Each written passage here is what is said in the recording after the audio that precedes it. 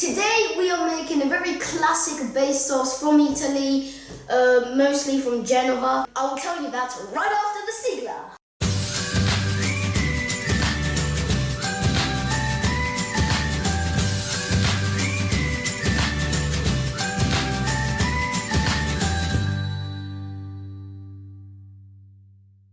Okay, we are back. So what are we going to be making today? We are going to be making the classic pesto alla Genovese because it's from Genova. Anyway, so the ingredients for today are 50 grams of basilico leaves, 60 to 65 of them. We have half a cup of extra virgin olive oil, 30 grams of pepperoni cheese, 70 grams of parmigiano reggiano.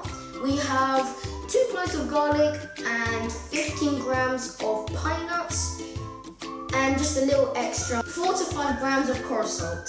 So here so we're going to split the ingredients up into two because we're actually going to be using mortar and pesto, I think it's called, and the food processor. Now this is the classic version, it's more chunkier and I think it's the better one, I think. The more modern version is the food processor because it makes it more fine and not chunky. Now the very first step to make this pesto base sauce is to wash your basilico leaves, and you need to make sure that they are dry because otherwise the water will oxidize the sauce and make it black and quite bitter, to be honest. If you want, you can wash it the day before and dry it the day before to make it extra dry. So we're going to start picking the leaves and washing them.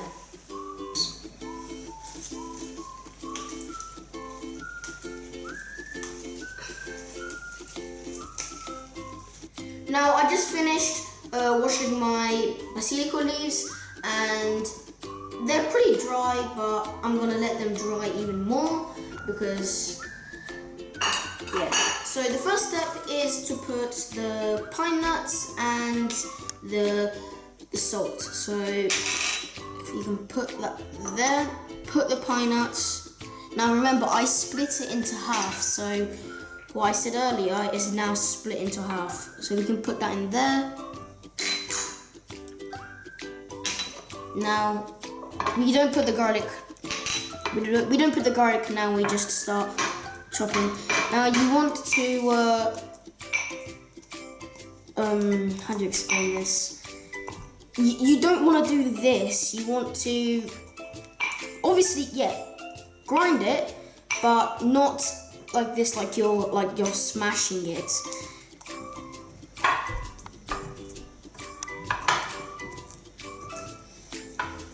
Now guys, as you see here, I already finished mortaring the pine nuts and the salt.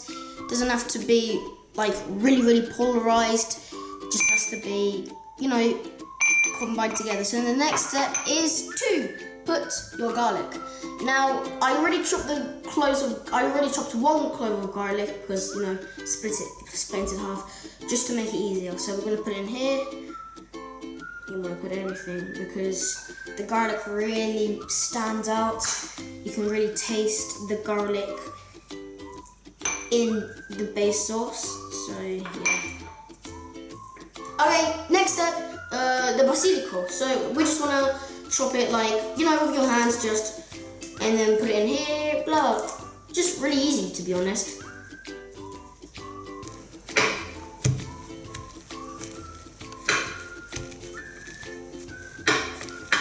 Okay guys, so we're halfway there. You can already see the consistency. So the next step is to put the cheeses. Now we have pecorino sardo and we have parmigiano reggiano. So we're gonna put both of them. So I'm gonna start off by putting this one, which is the pecorini.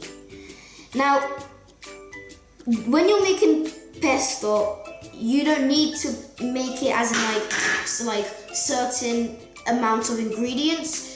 you can use as much as you like. If you want to make it like a more tangy taste, you can add more pecorino because it's sort of tangy. If you want it to be more creamy, you can add more olive oil. If you want it to be, you know, more, oh, I'm making a mess here. If you want it to be just more basilico taste, you can add more basilico. Again, you mortarize it. Nearly done. To help it out, I'm gonna start adding a little bit of olive oil, just little by little, just right there. It's good. You put it back, and then you put it after again. Okay, a little bit of more olive oil, and we keep going. We keep going. Okay, guys, last piece of olive oil, in he goes.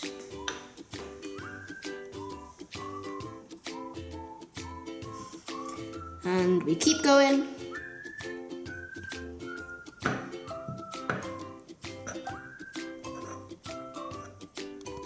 I just finished mixing everything together. Here is the final product for the version 1. Now we are going to put it into this bowl.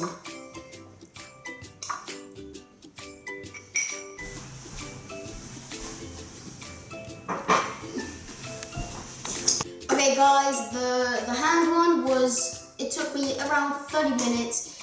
Kind of hard, but that's how La Nonna used to do and still does. It's just the classic way to do it in Genova. But however, thanks to technology, we can turn the 30 minutes into only 5 minutes. Now because this is the food processor, we don't need to do step by step. We can just put all the dry ingredients and process them. So that's exactly what we're going to be doing. Garlic, salt, pine nuts, and the cheeses. Oh my, whoops. Sorry about that.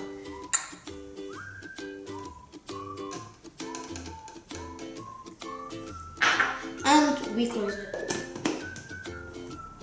So now we're going to be using the pulse. Wait like a couple of seconds between each pulse and grind it, but not too much. So let's do it.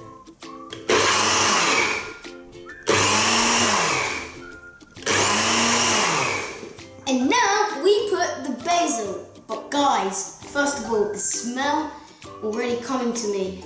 So let's just put it, we don't need to chop it, just like that.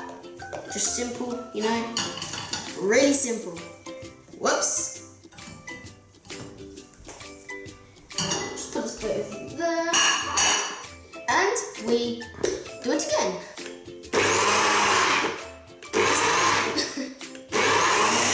You can already see it turning green.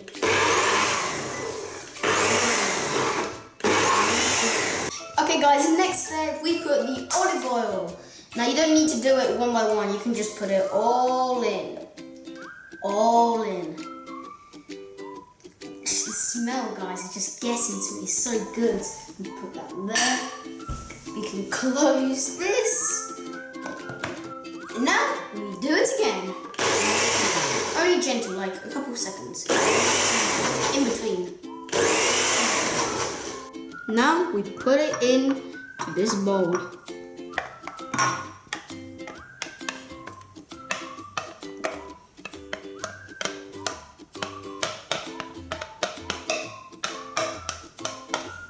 And there you have it, our finished products of both of the base sauces, the same one but different way of cooking it. Here they are. Okay guys, I'm going to be cooking some fettuccine to show how the pesto is used, but before I do that, I'm going to taste both of them just a little bit. So this one is the hand method. Let's try.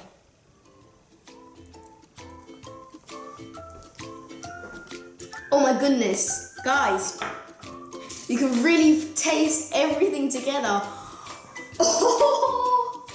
Oh my god. Okay, that's already good enough. Let's try this one.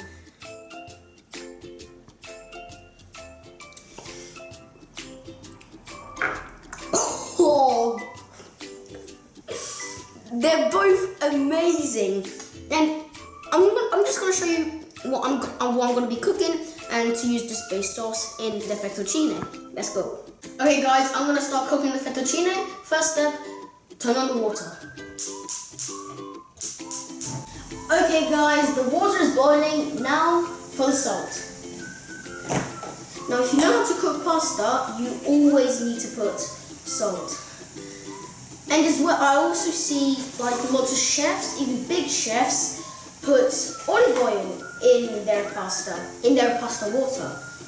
Now you don't really need that because, well actually you don't need that because apparently your pasta will stick. But if you're in Italy, then you know that you don't need to use olive oil. No one in Italy uses olive oil in their pasta, and even when you're draining, you don't need to put it because it's wrong.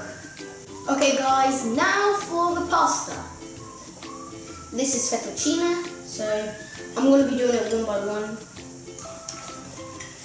Well, 2 by 2 actually. Make sure you don't put it like that, because otherwise the water's going to go everywhere.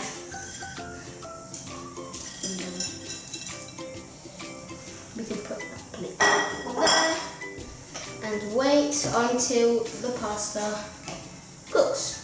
I'll see you when it happens. Okay, so basically for the fettuccine, I will be using the pesto from the food processor that I made, not the hand one, because this is more chunky and it's better, like really good on bruschetta, not really on pasta, so I will be using this one for the pasta. So I'm going to be putting a plastic cover over it right now. Okay guys, the pasta's ready. As you can see, I already turned off the fire. Now we're gonna go and drain the pasta.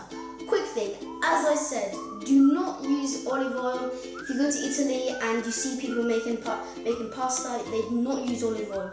You know when you see those pictures when chefs go olive oil on the pasta? Okay guys, I drained the pasta, but I left a little bit of water, just a little bit to heat up the pasta still and make it more creamier. It's a good tip, to be honest. So now we're going to put the pesto in it. So we put the pesto. It's good. We'll put that there. Okay, I will be using this tongue to mix all the pasta together and the salt-based sauce. And remember to make the ingredients make love. You need to make the ingredients make love, otherwise it won't taste as good. So I'm gonna do that. Okay guys, this is the final product. I've added a little bit of parmesan cheese because I like it on the pasta. You can add pecorino if you want, but I'm gonna taste it right now.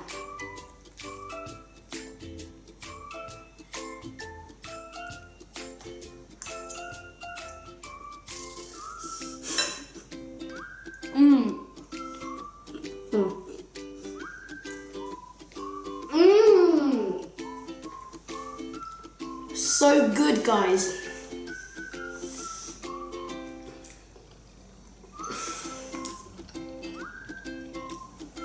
Really good, guys.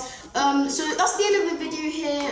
Please like this video, subscribe to my channel and hit the notification bell so you get notified every time I upload a video. Ciao!